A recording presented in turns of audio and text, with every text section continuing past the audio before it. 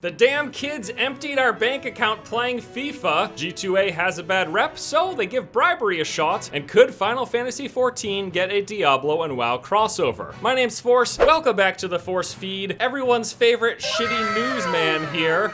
In my last video, someone didn't like what I had to say about G2A, so after a rant about how wrong and stupid and unresearched I was, he called me a shitty newsman. And you know what? I don't hate it.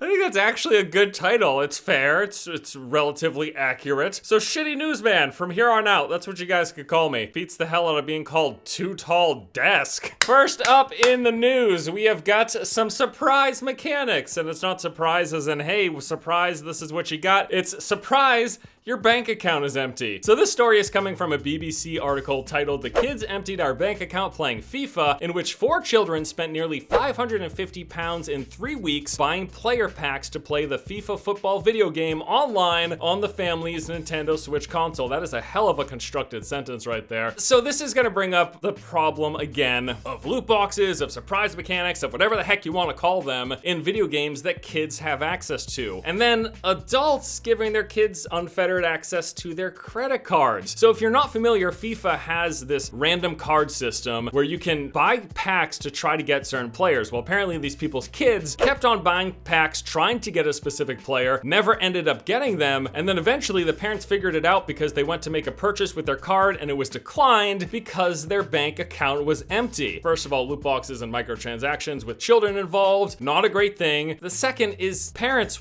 what are you doing? Giving your kids unlimited access to your cards is a major problem. You gotta really pay attention to what your kids are doing in this digital space. But I also understand that it can probably be confusing and hard for people who aren't super familiar with the technology and the apps and everything involved. Like, if you don't know much about a Nintendo Switch, maybe you think you just entered your card information to purchase the game, but didn't realize that it was saving your account to that console, and then your kids could just keep making purchases. So on one hand, definitely on the parents to pay attention and make sure they know where their card information is going and what the type of access that it's going to have. But I think it is certainly also on the game companies and the consoles to make it as easy as humanly possible for parents to figure this stuff out. They talked about this a bit in the article. The quote here, Mr. Carter from Hampshire admits that he did not take full precautions to limit access to his Nintendo account. He did not use a unique PIN number, and the emailed receipts were sent to an old email address with a full inbox. And then he said, I just never thought the children would do it. Apparently all these kids in this situation were under the age of 10. Kids under the age of 10 don't understand money. They don't really get it. They don't understand the value of money, how difficult it can be to acquire money, what the values actually mean, and the kind of impact that it can have. I'm certain that the kids didn't realize that they were draining their parents' bank account so that they couldn't buy groceries for the week or whatever. Like, that's a pretty sincere thing. And even if they kind of understood it, they're not old enough to really get it or care for the most part. So it's a tough situation, and this just brings up more and more all of this discourse around loot boxes and microtransactions with kids involved and credit cards and stuff tied to those accounts. It's not a great situation, and I feel like the problem is, as more and more of these stories and articles come out, it draws more attention to this problem, and it's gonna start getting governments and legislative bodies involved. I feel like it's just a matter of time until we start to see real heavy legislation. In fact, in many parts of the world, that has already begun happening. So I think it's only a matter of time until that starts to happen here in the US as well. Yeah, the ESA is supposed to be paying attention to this stuff, but the truth is they have the interest of the publishers and the game companies at heart, not so much really the consumers. Yeah, it's a tough thing. I think there's fault on both sides of the game creators and the console manufacturers. Need to make it as easy as possible so that parents who aren't super familiar with the technology can really get and monitor what's happening with their card information that's going into this stuff. But it's also on the parents. Even if you're not super tech literate, what is it that they say? Ignorance is not an excuse. Parents nowadays, this is just the world we live in, and they really got to be super vigilant about monitoring what their children are doing and when and how they have access to finances of the family. Otherwise, you get stuff like this happening. Next up, G2A is in it again after just recently trying to clean up all of the debacle about them dealing with these illegally sold keys and then buying ad spots against these small dev team websites. Now they're adding bribery to the list. Trying to buy positive press is basically what's happening here. So Thomas Faust, who works works for IndieGamePlus.com, got an email from someone who worked at G2A that said this: "At the moment, we are trying to improve our brand awareness and public image, especially among the indie and smaller game developers. Unfortunately, the majority of public does not understand either our business model or how we try to make sure our customers can safely purchase digital products. We have written an unbiased article about how selling stolen keys on gaming marketplaces is pretty much impossible, and we want to publish it on your website without being marked as sponsored or marked as associated with G2A. It is a transparent and just review of the problem of the stolen keys reselling. If you are interested in publishing the article, please provide me with pricing and details about your options for such content publication." So let's get this straight. After dealing with a bunch of pushback about being involved with illegal activity, they tried to be involved with more illegal activity. It is against the law to pay for promotion and publication on a website or a YouTube channel or an influencer's social media and not disclose it. That is like super illegal. Now, shortly after this was made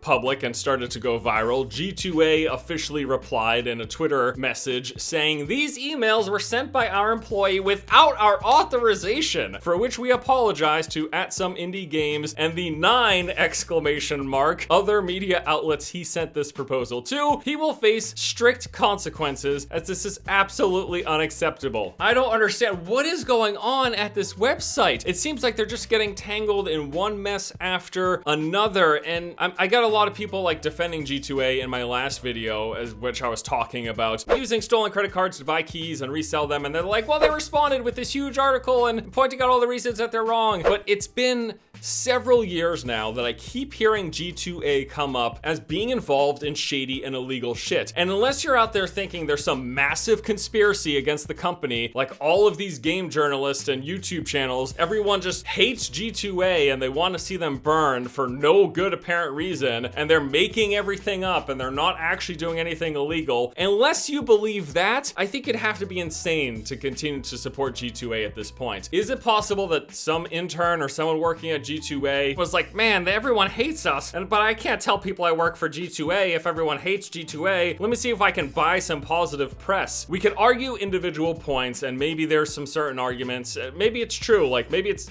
pretty much impossible nowadays to use stolen credit cards to buy keys. Maybe that doesn't happen as often as the perception. But again, it is just one thing after another of G2A being involved in just super shady shit, and now we're adding to the list bribery. I mean, come on. You're gonna still support G2A after all of this? And last up in the news, I want to talk about Final Fantasy XIV and some potential crossovers with World of Warcraft and Diablo. Speaking with the PlayStation Magazine, Final Fantasy XIV's director and producer Naoki Yoshida shared his top non-Square Enix games for crossover. Top of the list were Blizzard's World of Warcraft and Diablo. In fact, he went on to say that he's a huge fanboy of Blizzard games. If Blizzard ever approached me, he said, you know, saying, oh hey, we want you to take the reins and develop Diablo 4, I'm gonna drop everything I'm doing and I'm gonna go for it. Which probably doesn't instill too much confidence in the Final Fantasy XIV player base. I'm just kind of bringing up this story. It seems highly improbable, but I'm bringing up the story because I think the idea of these like cross-franchise crossovers is a pretty cool thing. Now, why do I think it's highly improbable? Well, because Blizzard's been getting a lot of bad press lately with the Diablo Immortal debacle, with the discussion of the WoW's player base tanking. We have the recent Shadowbringer update for Final Fantasy XIV reviewing incredibly well, getting a 90 Metascore on Metacritic and a 9.4 user score. At the same time, lots of discussion and bad press about how this is World of Warcraft's worst expansion in a long time. Not a lot of people have a lot of great things to say about the current state of WoW, and a lot of people are talking up Final Fantasy XIV. So do I think Blizzard is terribly interested in like sharing the WoW IP with their competitor MMO that's doing incredibly well right now?